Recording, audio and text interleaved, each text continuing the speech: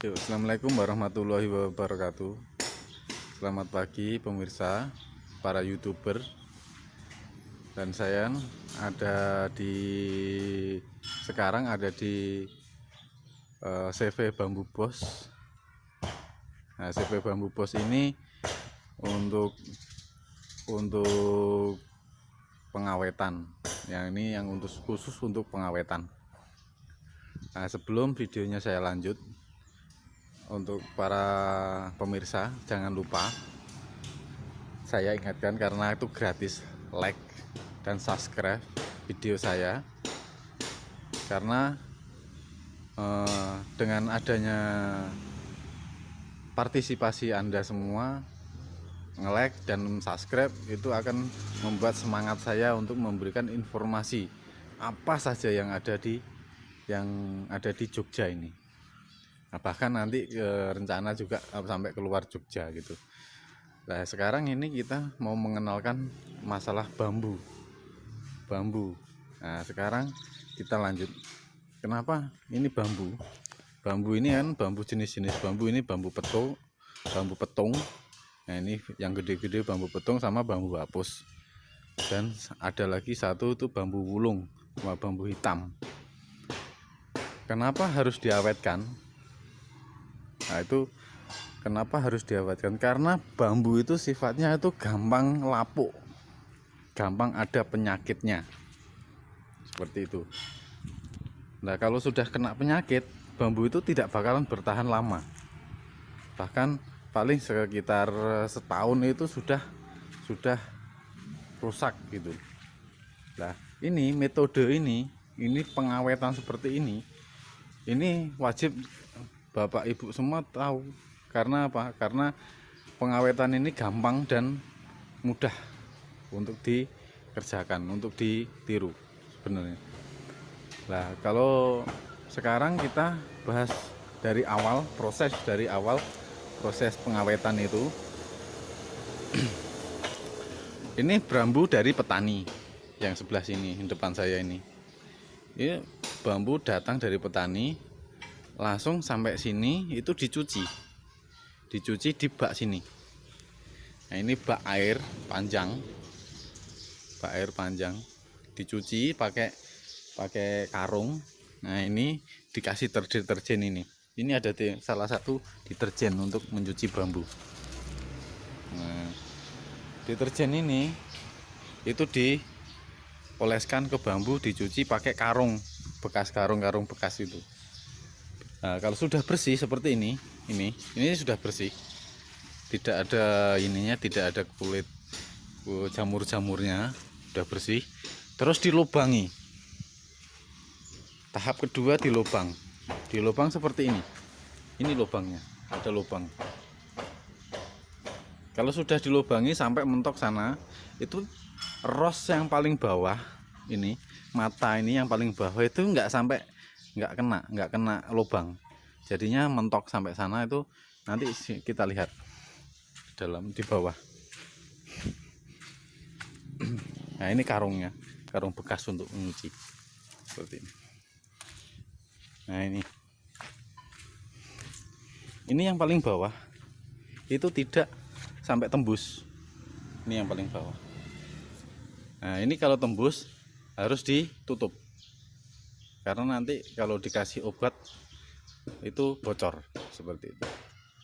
Nah, kalau sudah bersih, sudah dilubangi, baru tahap ketiga itu pengisian obat. Nah, caranya apa? Diberdirikan. Ini diberdirikan seperti ini. Berdiri sampai sana, atas sana. Nah, itu sampai atas. Berdiri.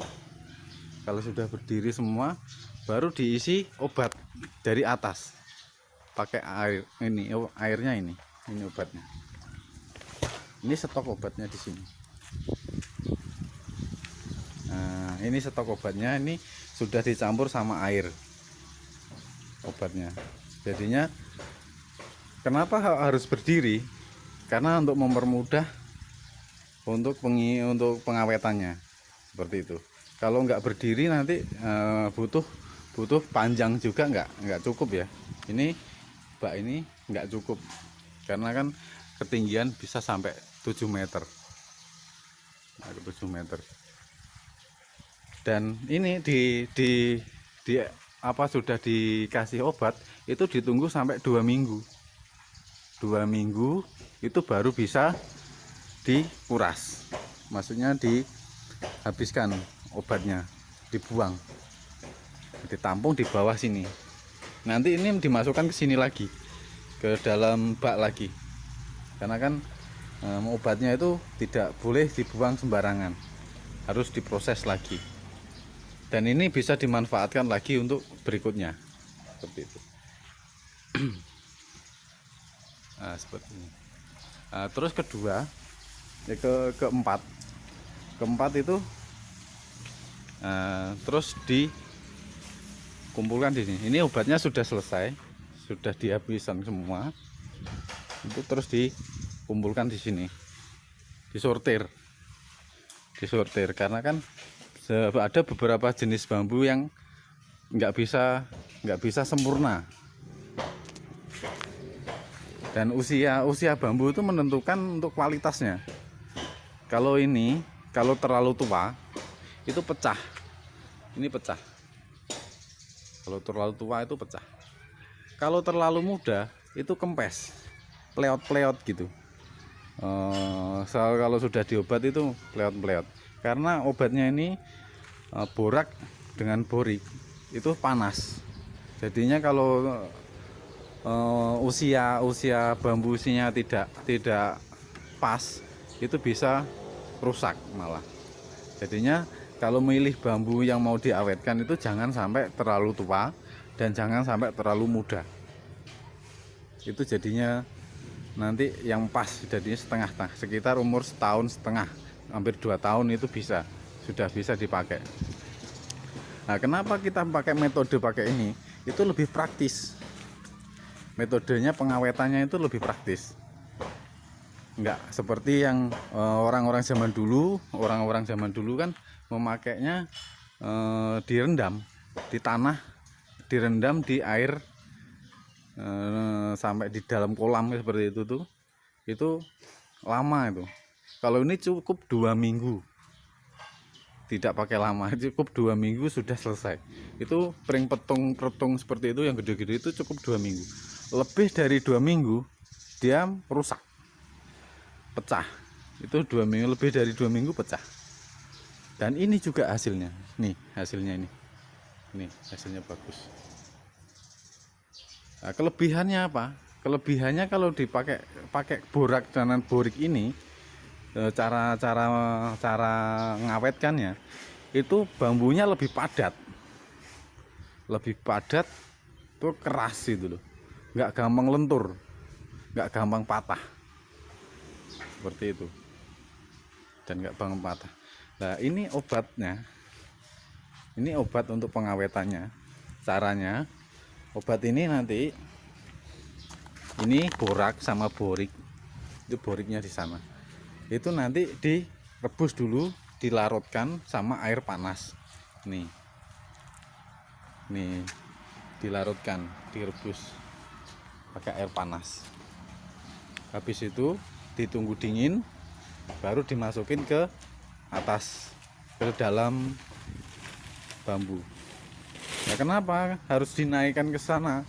Karena kan kalau nanti airnya sudah masuk di dalam bambu, itu nanti airnya bisa meresap di dalam pori-pori bambu dan mengisi itu pori-pori bambu itu diisi dengan obat ini, pakai borak dan borik ini bahannya. Nah, seperti itu. Nah, sekian dulu pengalaman yang kita bagikan. Dan ini juga reng ini namanya, yang untuk apa? Ini kalau ini direndam, cukup direndam kalau seperti ini. Jadinya gitu. Ya, sekian dulu video dari saya untuk pengulasan masalah bambu pengawetan ini. Jangan lupa like dan subscribe, karena like itu karena gratis. Jadinya untuk menambah semangat saya untuk membuat video-video yang sifatnya memberikan informasi dan edukasi. Sekian dulu. Assalamualaikum warahmatullahi wabarakatuh.